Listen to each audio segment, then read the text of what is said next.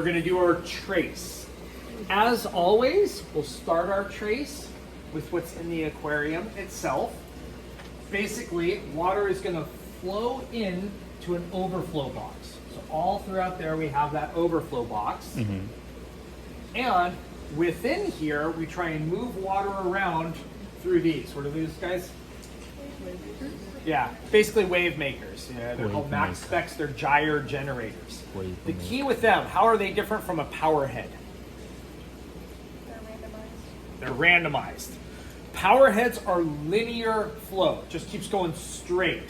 Corals actually don't like that because they evolved in an ocean which kind of squashed back and forth. They need that to remove a lot of their waste products because basically their mouth, that's things go in, that's where poop comes out too. So having these, they're randomized flow, which are always changing, and that tends to be really good for corals. So you see those more than the typical power heads. Now, water goes over to the box through. How many outflows do we have? Two. Why not just one? Yeah. Redundancies, because if something gets clogged, you're in big trouble. So we have two of them, and if you go in that box, what it is it has a standpipe with probably 100 holes drilled in each one. So even if it gets clogged at the bottom, it just rises up a little bit more, and then it drains down. So we have it draining down into here, goes through what? Filter socks. Exactly right. What kind of filtration? Mechanical. That takes out all the poop and debris. Then overflows into the next one. We have, looks like 2 heaters in there. Why 2? In case one of them breaks. Exactly right. Redundancies. We have a nice big protein skimmer. Remember that uses bubbles to basically get the hydrophobic proteins, amino acids, nitrogen, all that nastiness. Gets that out of the water. Then we have this. What does that flow through? GFO reactor. Okay. And then we have 2 pumps. Why 2? Well, again, redundancies. It comes straight up, and there's a check valve on each of them. Why do we have a check valve right above the pumps? So it doesn't back siphon down. That's going to be a big thing with this. Now let's follow each of these pumps. I'll explain it, but then if you have your camera out, you're going to want to come in here and actually look at this afterwards. To make it easier, if you go all the way in the back corner, you'll see that I actually made a diagram of the piping inside of this tank. So this is really going to help you a lot. I'm kind of giving you the answer on this one, but that's good because it is a complicated piping system, and we want you to understand how it flows. Now, so we go in here, we're about to pump water back, but before, let me mention what's over on this side. What is this? Dosing pump. What's it dosing in? Calcium, alkalinity, and magnesium. Calcium and alkalinity is what they basically use. Corals use to make their skeletons. The magnesium is there because it helps to keep the calcium ions and the carbonate ions, the alkalinity, in solution. So that means it doesn't just solidify, precipitate out on anything warm, being the heaters and the pumps. So that's what that is right there. Right here, what do we have? ATO. It's the ATO reservoir, automatic top off. So as water evaporates through here, we're putting in fresh water to keep the salinity very stable. Another cool thing to show here, remember it gets, well, obviously there's a chiller that just kicked on, but remember within here, we really got to fix this cords up. Remember, you always want to keep electrical kind of out of the way, right? The problem with the sump is it gets high humidity in there.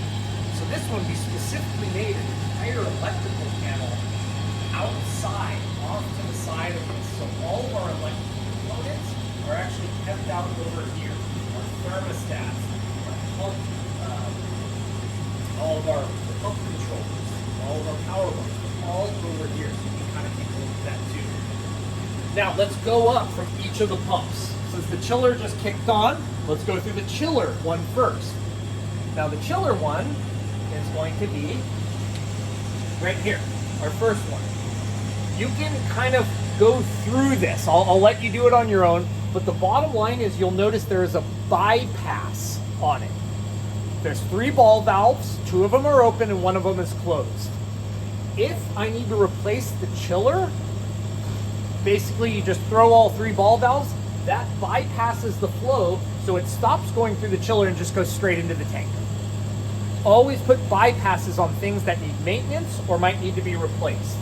So you'll see water goes in through the chiller, out through the chiller, and then it goes up. Now it goes up through this, hangs a U-turn, and lets a little bit of water out those 2 little tubes right there, and it comes all the way back down. And that first pump has 3 outflows, 1 here, 1 there, and 1 over there. So 1 pump goes through the chiller, and then 3 separate outflows. Now, why do you think, this is a good little quiz right here. Why do you think that we send the pipe all the way up to the top and have that thing there? It would be so much easier just to let it shoot straight out of here and here. Why do we make it go all the way to the top?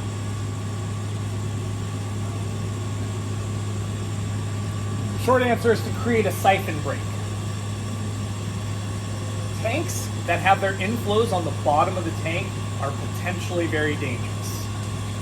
What happens if the seal fails or a little snail gets inside that check valve and the power goes off?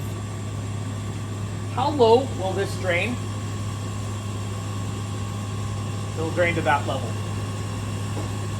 All of the money of these very sensitive corals, all will die. But because we have that right there, what will happen is that will allow air in and break the siphon at this level. So even under the worst case scenario, power goes out and our generator fails, it'll only drain down this far, break the siphon, and then hopefully just with the aeration that can be enough until we can come fix the problem. Otherwise, if you have outflows, or really inflows at the bottom of a tank, and your siphon break fails on your check valve, the entire tank will drain out. Okay, second pump. You follow the second pump, it goes over to this side, and it goes through this right here. Somebody move in. Courtney, what is this thing right here?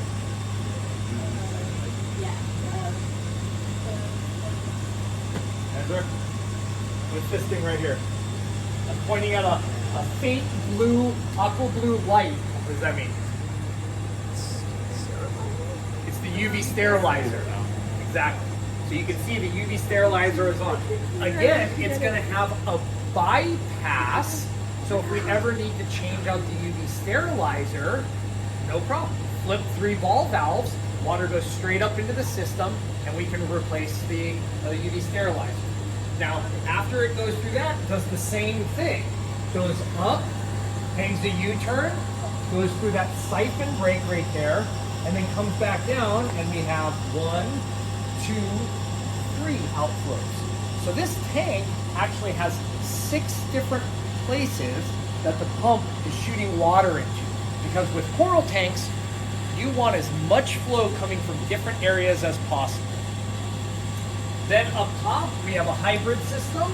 We have both LEDs and we have T5 bulbs, fluorescent in there. Although right now we're only using the LEDs. So we've just kind of unplugged the T5s here. We built this system so it's capable of a lot of things, but we can mess with it and only use some of them if we want. Then you've probably seen people working on this. Normally, it's really hard to work on that back corner while shoving yourself through this area. So we basically gave it basically made it a convertible and cut all of this out so we can lift the entire thing up and work on the tank much more reasonably. So this is kind of the first one.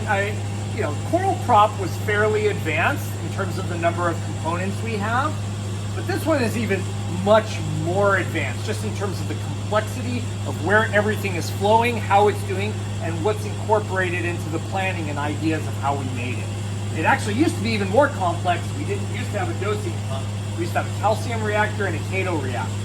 But those are pretty advanced pieces of equipment that were too complicated to run during COVID. So we've kind of simplified things more recently. Yeah.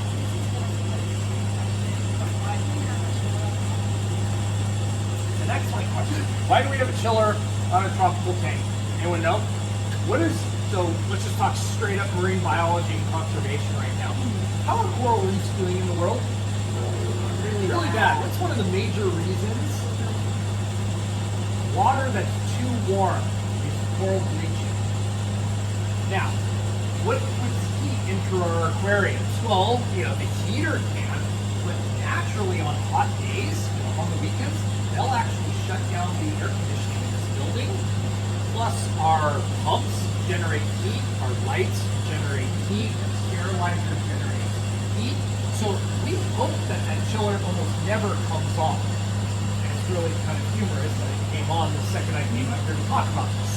But the goal is for it to only be there as kind of like a backup, just in case, to make sure the water doesn't get too warm. Because one of the things that corals cannot take is just getting a little bit above their threshold. And then that often leads to coral bleaching. So that's the reason why. Now we don't currently have a chiller on top pump.